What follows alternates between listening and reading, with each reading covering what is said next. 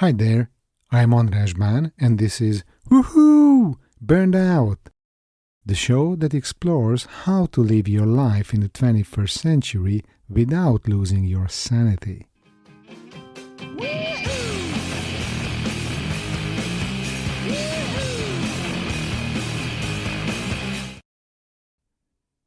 Were you also taught in school that not knowing something is shameful?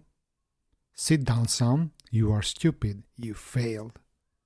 This is how the Hungarian education system works. It aims to find out what you don't know and punishes you for it, preferably in front of the whole class to make sure you are thoroughly humiliated. Have you ever gone to school trembling on the day of an exam, worrying about what you might not know? I even woke up from a nightmare about having an exam once. Later in life, I had the opportunity to do my master's at an English university, where on the first day, during introductions, one of the teachers said this: "The difference between the Hungarian and the Anglo-Saxon educational system is that the Hungarians focus on what you do not know, while the others are interested in what you do know." There are even more extreme manifestations of this empowering attitude. A teacher in the Dominican Republic introduced the rule in his class that during tests, every wrong answer would result in a 0.25 point deduction, but if a student wrote, "I don't know," they would receive an extra quarter of a point, where the correct answer is 1 point.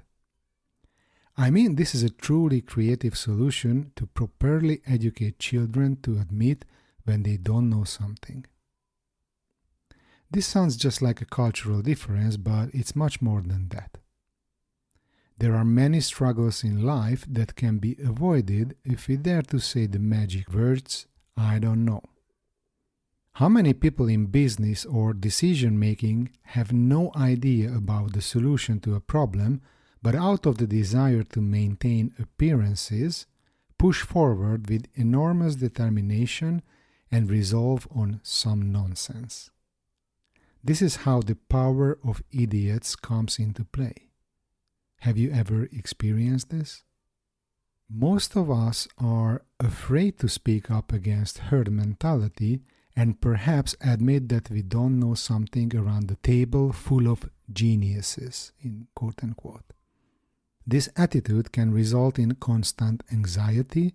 From there, the path to burnout or psychosomatic illnesses is straight. I don't know if you ever heard of assertiveness, which is basically about developing the ability to assert oneself.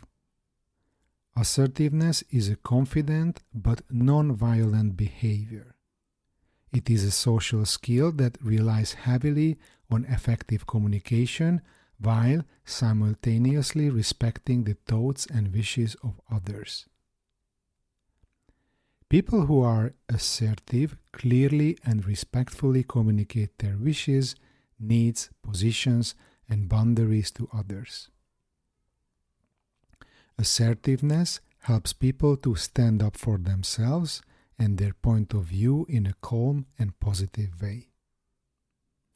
It's worth delving into the subject, especially if you feel like you have difficulty saying no, setting boundaries that you are comfortable with, or feel like you never achieve what you want. It is important to emphasize that asserting ourselves means respecting others as well. Let me share the basic assertive rights with you. Everyone should learn these and treat as sacred. 1. You have the right to act in a way that preserves your self-esteem and dignity, even if someone finds it offensive, as long as your motives and intentions are not aggressive. You cannot deny others the right to act similarly, even if you find it offensive, as long as their motives are not aggressive. Number 2. You have the right to be treated with respect, listened to, and taken seriously. You should also treat those who approach you in the same manner. 3. You have the right to say no without feeling guilty. You cannot expect someone to feel guilty if they say no to your request. Number 4. You have the right to ask for information from professionals, including doctors. It is your duty to inform those who ask you about things and facts that concern them personally. Number 5. You have the right to clarify any uncertainties regarding the interpretation of your self-assertive rights with the person concerned. You must acknowledge the other's right to do the same, even if you do not see such problems. Number 6. You have the right to do anything as long as you do not disturb, limit, disadvantage, or obstruct others in asserting their own rights. You have no right to object to anyone's actions as long as the above applies. Number 7. You have the right to make mistakes, errors, and bear the consequences. Number 8. You have the right to change your decision, to change your mind. You must respect if someone changes their decision in a matter that only concerns them in their responsibility. You have no right to question why they did so unless their decision violates any agreement or common interest. Number 9. You have the right to make illogical decisions.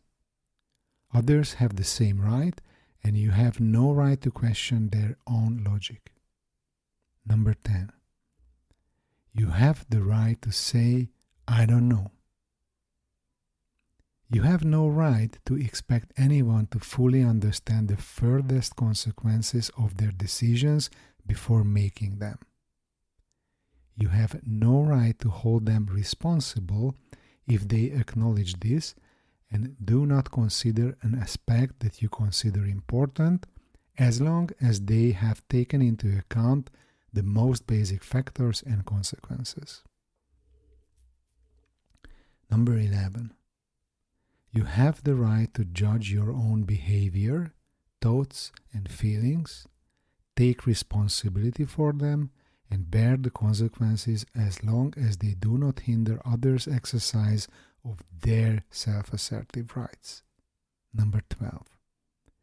You have the right not to explain your behavior to others unless it concerns prior agreement or common interest. The same applies to others. Number 13. You have the right to shape your relationships with others using your own chosen means, as long as you do not violate others' rights. You must acknowledge others' right to do the same. Number 14. You have the right to decide whether or not you take responsibility for solving other people's problems. If your help is refused, you don't have the right to be offended. You can't expect others to take responsibility for solving your problems. If they do, you have the right to refuse their help. Number 15. You have the right to feel independent from the goodwill of others when dealing with your affairs, and to disregard whether or not you have previously gained their goodwill. You cannot demand this from others. Number 16. You have the right to say that you don't understand what others are trying to communicate to you if they are only using signals to convey their intentions, problems, feelings, or thoughts, and expecting you to figure them out. You don't have the right to expect others to understand you if you are trying to inform them solely through signals. And the last one, 17, you have the right to solitude. You don't have the right to be upset with others if they want to withdraw into solitude from time to time. And at the end, I would like to give you a little bit of homework, like a journal prompt. Please write down for yourself which of the above rights are causing difficulty in your daily life. Once you have the list, consciously practice your neglected rights and encourage those around you to do the same. Dear listener, thanks for your attention.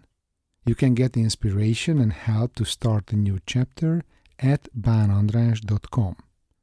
You can also subscribe to my weekly newsletter and get in touch with me. Visit my website banandras.com or say hi to me on LinkedIn. You can find all the mentioned links in the show notes. I hope we hear from each other soon.